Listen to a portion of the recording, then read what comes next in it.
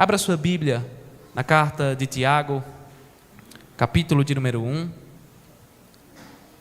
Tiago, capítulo de número 1. Nós faremos a leitura do versículo de número 12, apenas do versículo 12. Tiago, capítulo 1, versículo de número 12.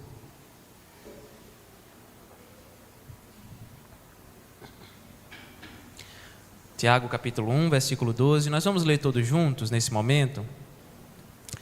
Tiago, capítulo 1, versículo de número 12. Todos encontraram? Amém. Vamos ler todos juntos? Bem-aventurado o homem que suporta com perseverança a provação, porque depois de ter sido aprovado, receberá a coroa da vida, a qual o Senhor prometeu aos que o amam. Mais uma vez. Bem-aventurado o homem que suporta com perseverança a provação, porque depois de ter sido aprovado, receberá a coroa da vida, a qual o Senhor prometeu aos que o amam. Existem canções que foram escritas especificamente para expressar a confiança que um cristão tem no Senhor em meio às lutas, em meio às adversidades da vida.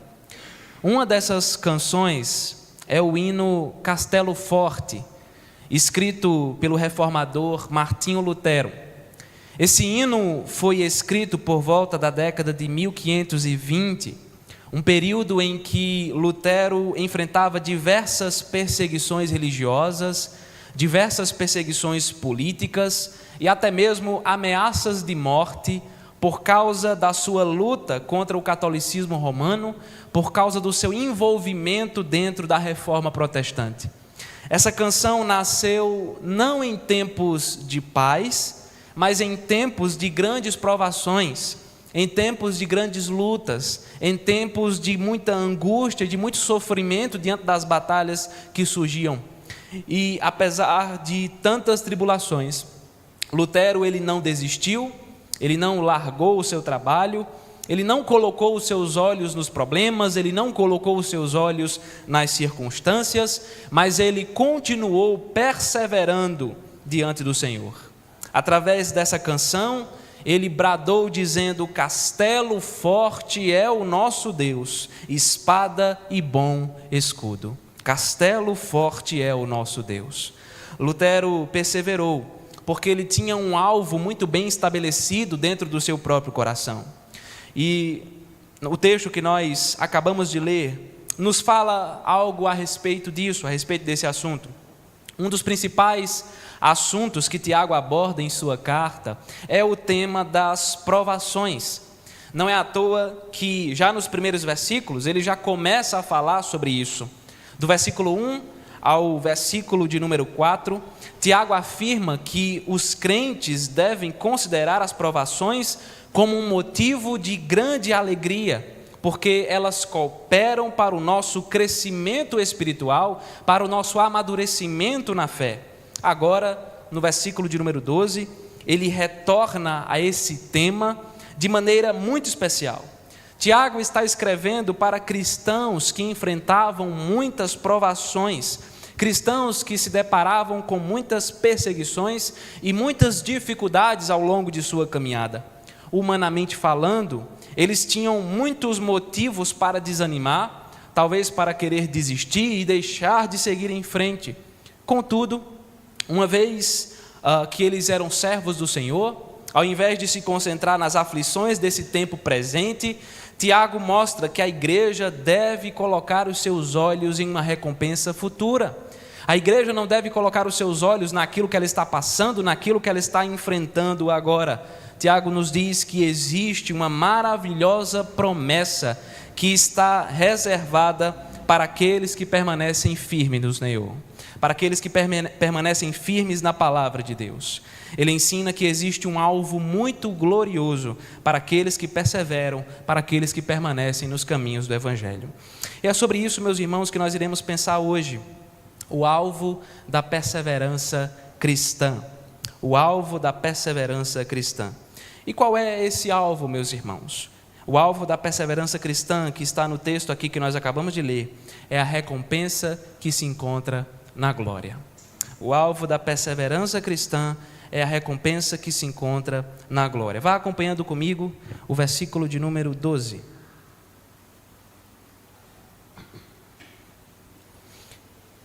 Tiago começa a sua afirmação nos falando a respeito do conceito de bem-aventurança. A expressão bem-aventurado aparece por diversas vezes ao longo de toda a Bíblia, tanto no Antigo Testamento quanto no Novo Testamento. No Antigo Testamento é muito comum encontrá-la no livro dos Salmos, no livro de Provérbios, como também nos livros proféticos. No Novo Testamento, um texto muito famoso acerca desse assunto se encontra no Sermão do Monte, onde Jesus fala sobre as bem-aventuranças que existem para aqueles que fazem parte do reino dos céus. O fato é que em toda a Bíblia, o termo bem-aventurado está relacionado com a ideia de felicidade. Então, se trata de uma pessoa feliz.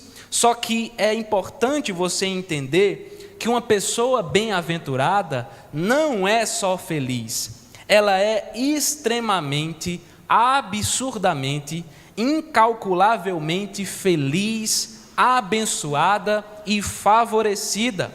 A bem-aventurança bíblica se trata de um completo estado de felicidade. Uma felicidade que muitas vezes é tão pura que contraria a lógica das coisas que estão acontecendo. Mas quem é esse homem que é extremamente feliz? Quem é esse homem bem-aventurado?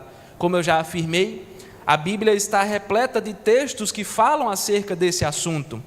O Salmo 1, por exemplo, afirma o seguinte: bem-aventurado o homem que não anda no conselho dos ímpios, não se detém no caminho dos pecadores, nem se assenta na roda dos escarnecedores. Antes o seu prazer está na lei do Senhor, e na sua lei medita de dia e de noite. O Salmo 32 afirma: bem-aventurado aquele cuja iniquidade é perdoada, cujo pecado é coberto. Bem-aventurado o homem a quem o Senhor não atribui iniquidade, e em cujo espírito não há dolo. No capítulo 5 de Mateus, Jesus afirma: bem-aventurados os humildes de espírito, porque deles é o reino dos céus. Agora, aqui no versículo de número 12, Tiago nos dá mais um exemplo concreto do que significa ser bem-aventurado. Ele diz: bem-aventurado o homem que suporta com perseverança a provação. Se você parar para pensar com cuidado, essa afirmação bíblica contraria completamente o conceito de felicidade que as pessoas acreditam e pregam hoje em dia. Pense comigo, o que é ser feliz para as pessoas lá fora? Feliz é aquele que tem muito dinheiro, que pode comprar o que quiser, viajar, desfrutar de luxo. Feliz é aquele que tem uma saúde muito estável, que não precisa ficar tomando remédios, nem ficar fazendo nenhum tratamento constante. Feliz é aquele que tem liberdade para viver a vida como quiser, fazendo o que quer, na hora que quer. Se ele quiser talvez se casar e construir uma família, ótimo, ele vai ser feliz. Mas se ele quiser passar a vida na curtição, namorando muitas pessoas, festejando o ano todo, como por exemplo está acontecendo na noite de hoje, está tudo ótimo também, ele vai ser feliz. Feliz é aquele que tem o emprego dos sonhos. Feliz é aquele que tem a graduação dos sonhos. Esse é o conceito de felicidade que grande parte das pessoas carrega consigo. Mas não acaba por aí, porque existem algumas ditas igrejas que pregam basicamente a mesma coisa que o mundo prega sobre felicidade. Muitos homens sobem ao púlpito para dizer que o crente, por ser crente, tem diante de Deus o direito de prosperar. Eles dizem o seguinte: você é crente, Então você será feliz, porque o seu dinheiro vai aumentar por você ser crente. A sua doença receberá a cura porque você é crente. A sua família será completamente restaurada porque você é crente. Todos os seus desejos serão realizados. Tudo vai dar certo, é exatamente do jeito que você quer, porque Deus realiza todos os sonhos da sua igreja. Mas também não acaba por aí, porque eles dizem que se a prosperidade não estiver acontecendo, é porque tem algo de errado com a sua fé. Talvez a sua fé não seja certa. Talvez um demônio esteja te atormentando, né? E você precise participar aí da terça-feira da libertação, com sal grosso e óleo da unção, para que você tenha uma vida em paz. Porque um crente de verdade jamais viverá a vida no sofrimento. Sabe o que é que nós podemos concluir biblicamente diante de tudo isso? Que o conceito de felicidade pregado pelo mundo, ele é passageiro, ele é ilusório, ele é frágil e ele é superficial. E se uma igreja prega algo parecido com isso, ela é uma igreja falsa, ela é uma igreja que está distante do Evangelho. Se um pastor prega algo parecido com isso, ele é um falso pastor, ele é um pastor que está longe do Evangelho. Tiago nos deixa claro que um cristão passa por provações, ou seja, as lutas também chegam para nós, batalhas, tribulações, momentos de muita angústia e de muita dificuldade, muitas vezes batem à nossa porta.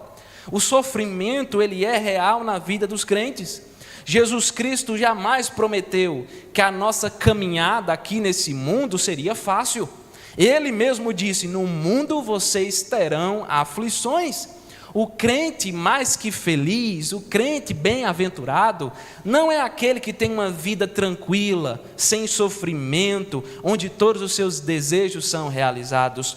Tiago afirma que o crente mais que feliz é aquele que suporta com perseverança as suas provações. Nós entendemos que as provações que surgem em nossa vida não são uma obra de Satanás. As provações que surgem em nossa vida não são uma obra do mundo ou uma obra do acaso. As provações que surgem na nossa caminhada são uma obra do Senhor. E no início desse capítulo, Tiago já nos disse, como nós vimos, que o maior propósito das provações é nos transformar em crentes mais fortes, crentes mais maduros, mais perseverantes, mais parecidos com Jesus. Isso significa dizer que quando Deus coloca alguma provação em nossa vida, nós não podemos enfrentá-la de qualquer maneira. Eu e você não temos permissão para lidar com as nossas provações do jeito que nós quisermos, do jeito que nós preferimos ou do jeito que nós achamos melhor. Tiago afirma que nós devemos suportar as provações com perseverança. Como é que um descrente, um ímpio, reage às suas provações? Normalmente ele reage com amargura, normalmente ele reage com ira, com ódio, carregando ressentimento e rancor no coração. Ele reclama de Deus, ele reclama da vida, dentre tantas outras coisas. Se um cristão também lida com as suas tribulações dessa forma, ele está agindo como um ímpio, ele está pecando, ele está desonrando o nome de Deus. Como é então que um crente enfrenta as provações? Ele faz isso com perseverança, ou seja, ele segue em frente, sem jamais desistir, suportando o peso das dificuldades, apesar das dores, apesar das lágrimas, apesar de todo o sofrimento que está enfrentando. Ele jamais abandona o Evangelho. Diante das lutas, o crente jamais abre a boca para murmurar. Ele jamais abre a boca para reclamar de Deus ou para reclamar da vida. Muito pelo contrário, ele enfrenta as provações sendo grato pelas bênçãos que Deus já lhe concedeu.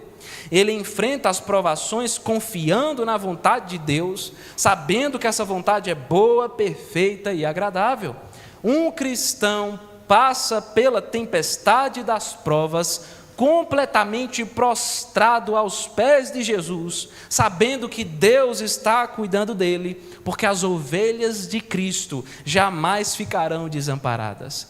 Sendo assim, Tiago está nos dizendo que quando um cristão suporta as suas provações com essa perseverança, aí sim ele é bem-aventurado.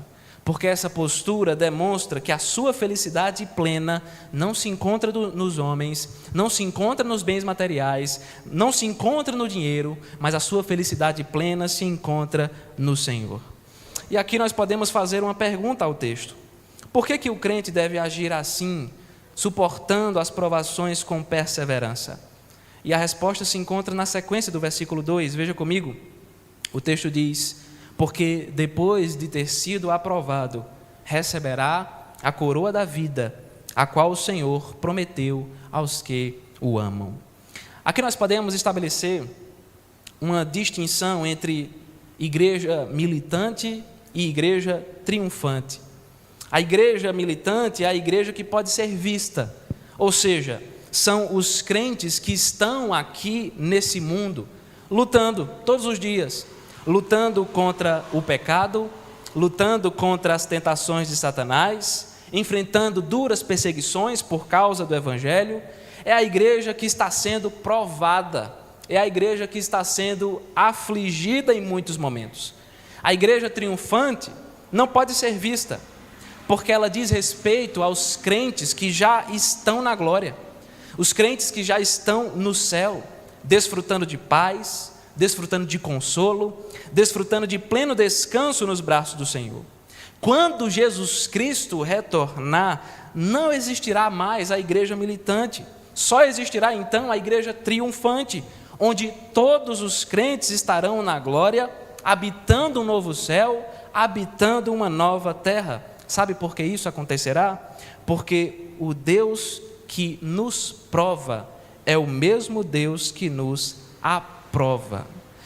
Nós estamos sendo provados nesse momento, só que essas provações têm dia e hora para acabar.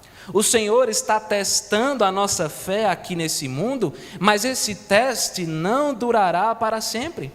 As provações, elas podem sim durar uma vida inteira, mas elas terminarão definitivamente quando nós formos recebidos pelo Senhor na eternidade. Nesse dia, o Senhor Jesus Cristo olhará para nós e dirá: muito bem, servo bom e fiel. Você passou pelas provas com perseverança e agora eu estou te aprovando. Agora eu estou te recebendo no descanso eterno. O texto afirma que após essa aprovação, a nossa recompensa será a coroa da vida. E essa coroa diz respeito à vida eterna que é dada a todo aquele que crê no nome de Jesus. Para quem essa coroa foi prometida? A quem ela pertence? O texto diz que ela foi prometida para todos aqueles que amam a Deus. E aqui é necessário nós entendermos um ponto muito importante. Tiago não está dizendo que a vida eterna será dada àqueles que a merecerem, por terem sido mais fortes, mais capazes, ao ponto de perseverar nas provações. Se fosse assim, ele estaria dizendo que a salvação é pelas obras. Ou seja, uma pessoa só seria salva se tivesse méritos o suficiente para vencer as suas lutas, chegando ao final da caminhada e finalmente recebendo a sua recompensa. Não é essa a ideia. Nós não perseveramos para sermos salvos. Nós perseveramos porque já somos salvos. Nós não somos aprovados para sermos salvos. Nós somos aprovados porque já fomos salvos. A salvação não é pela perseverança, a salvação é pela graça, mediante a fé em Cristo Jesus. E como diz o apóstolo Paulo, isso não vem de nós, mas é um presente de Deus, não por obras para que ninguém se glorie, porque a glória da salvação é dada somente a Deus. A perseverança em meio às provações não é a causa, mas ela é o resultado da verdadeira salvação. Deus é quem nos segura pela mão e nos conduz até o final da caminhada cristã. Sim, Tiago acabou de dizer que a promessa de salvação é para os que amam a Deus. Mas lembre-se também que o apóstolo João afirmou, na sua primeira carta, que qualquer amor que nós temos por Deus hoje se dá pelo fato de que Ele nos amou primeiro. Meus queridos irmãos, as provações, elas são reais. Quem foi que disse que ser crente significa ter uma vida fácil e uma vida tranquila aqui nesse mundo? Isso é uma mentira que os homens criaram para nos iludir. É uma mentira propagada por Satanás para fazer com que as pessoas permaneçam no engano, longe do Evangelho. O próprio Jesus Cristo afirmou que nesse mundo nós passaríamos não por algumas, mas por várias e duras aflições. Em muitos momentos da nossa vida, as tribulações chegam até nós como um grande, um tenebroso e um violento furacão, arrancando as portas da nossa casa e entrando na nossa vida de maneira muito violenta. Por diversas vezes a dor nos machuca, por diversas vezes a angústia bate em nosso coração e as lágrimas começam a cair. Ao longo da grande caminhada da vida, em muitos momentos, meus irmãos, nós teremos que enfrentar noites escuras, frias e muito dolorosas, onde o desânimo nos ataca. Crente também sofre, crente também chora, crente também perde as suas forças e se sente desanimado diante da caminhada. Só que diante dessas tribulações, nós não podemos desistir. Diante dessas tribulações, nós não podemos parar. Diante das dificuldades, nós temos que seguir em frente, suportando, perseverando, confiando no Senhor, esperando no Senhor, porque Ele jamais nos abandonará. Ele é o nosso amparo, o nosso escudo, a nossa fortaleza, o nosso castelo forte. Ele é o nosso socorro bem presente nas tribulações. De onde virá o nosso socorro? O nosso socorro vem do Senhor, que fez os céus e a terra.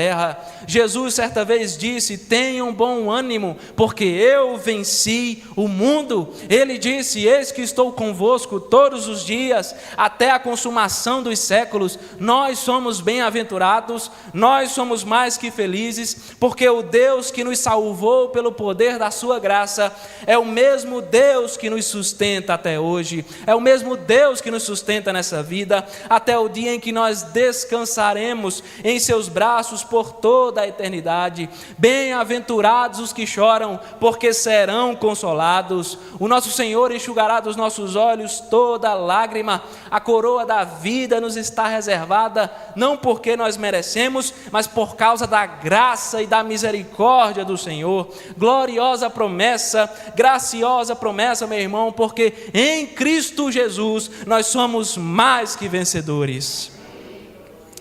Mas então, meu irmão, o que é que nós podemos trazer de maneira específica e particular para o nosso coração diante desse versículo que é tão objetivo, mas que traz verdades tão profundas para o nosso coração?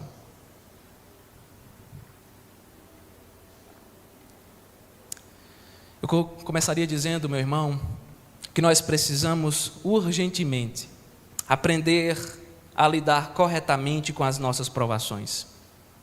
Eu costumo dizer que os momentos de dificuldades, os momentos em que as coisas ficam difíceis para nós, são os momentos em que muitas vezes nós mais pecamos contra Deus. Sabe por quê? Porque é muito fácil permanecer firme no Senhor quando tudo está bem conosco, quando o dinheiro está na conta, quando a saúde está em dia, quando a família está em paz, quando os nossos planos e projetos estão se concretizando e tudo está dando certo do jeito que nós desejamos. Nessas horas é fácil permanecer firme no Senhor. Nessas horas a gente busca a Deus com fervor, quando está tudo dando certo. Nós oramos, nós lemos a Bíblia, nós vamos à igreja, nós abrimos a boca e dizemos: Deus é bom. Ah, como Deus é bom, ah, como eu amo o Senhor, ah, como Deus tem cuidado de mim, Deus não me abandona. Mas quando o problema chega, quando o dinheiro começa a faltar, quando a doença nos fragiliza, quando nós precisamos gastar finanças com medicamentos e tratamentos, quando a família começa a se desestabilizar, quando os nossos planos são frustrados e tudo começa a dar errado e nada do que você planejou acontece do jeito que você queria, muitas vezes é nessa hora que nós nos esquecemos do Senhor. A gente diz logo, né? Minha vida não presta mais. Deus parece que se esqueceu de mim. Deus parece que não se importa mais comigo. Parece que Deus só quer ver o meu sofrimento. Eu oro, eu clamo e Ele não me responde, Ele não me dá um retorno. De que me vale ser crente? De que me vale continuar indo à igreja se esse Deus me deixa sofrer dessa maneira? De que me vale continuar lendo a Bíblia, orando, trabalhando no reino de Deus, se Ele me deixa sofrer dessa maneira? Essa muitas vezes é a nossa postura de murmuração, de reclamação, de ingratidão. Quando os problemas chegam, nós rapidamente esquecemos de todas as bênçãos e vitórias que o Senhor já nos concedeu antes. Se nós fôssemos fazer uma análise, nós veríamos uma imensa lista de provas da bondade de Deus, do amor de Deus, do cuidado de Deus sobre a nossa vida. Mas nas horas em que os problemas apertam, nós esquecemos dessas bênçãos. E às vezes acontece o contrário também. Enquanto estamos passando por dificuldades, nós estamos lá, buscando a Deus com fervor, orando, buscando a Deus, colocando a nossa vida diante dEle, mas quando chega o momento da paz, quando a tribulação termina, nós nos esquecemos do Senhor e voltamos a nos abraçar com os nossos pecados, porque na verdade o nosso interesse era nas bênçãos de Deus e não na presença de Deus. O nosso interesse era no milagre de Deus e não na palavra de Deus. É por isso que eu digo, meu irmão, que nós precisamos aprender a lidar corretamente com as nossas provações. Quando tudo estiver indo bem na sua vida, quando tudo estiver dando certo, meu irmão, seja fiel a Deus. Tenha uma vida de oração dentro da sua casa. Medite na palavra dentro da sua casa. Seja temente a Deus, vivendo em santidade onde você estiver. Seja frequente na igreja toda semana. Só falte de fato os cultos e a escola dominical se você realmente não puder ir. Seja fiel a Deus. Consagre sua vida a Deus, viva para a glória de Deus. Mas quando os problemas chegarem, quando tudo começar a dar errado na sua vida, quando tudo começar a desmoronar, continue sendo fiel a Deus. Continue orando, continue meditando na palavra, continue vivendo em santidade, continue indo à igreja para adorar ao Senhor, não para comprar as bênçãos dEle, mas para estar na presença dEle. Não pare quando os problemas chegarem.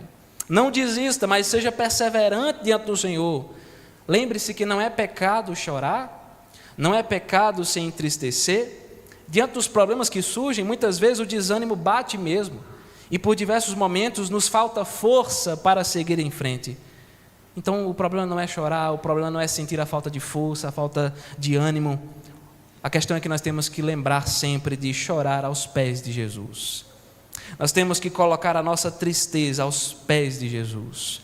Nós temos que procurar ânimo na presença de Jesus. Nós temos que buscar forças na presença de Jesus. Lembre-se que Deus continua cuidando de você. Deus não cuida de nós apenas quando está tudo dando certo. Deus continua cuidando de nós quando tudo está dando errado. Deus continua caminhando ao seu lado, sendo o seu amparo e o seu escudo. Jamais permita, meu irmão, que da sua boca saiam palavras de murmuração e de ingratidão diante do Senhor. Seja no tempo bom ou no tempo ruim, abra a sua boca apenas para honrar e glorificar o nome do Senhor. Persevere, meu irmão, sabe por quê? Porque um dia Jesus Cristo voltará.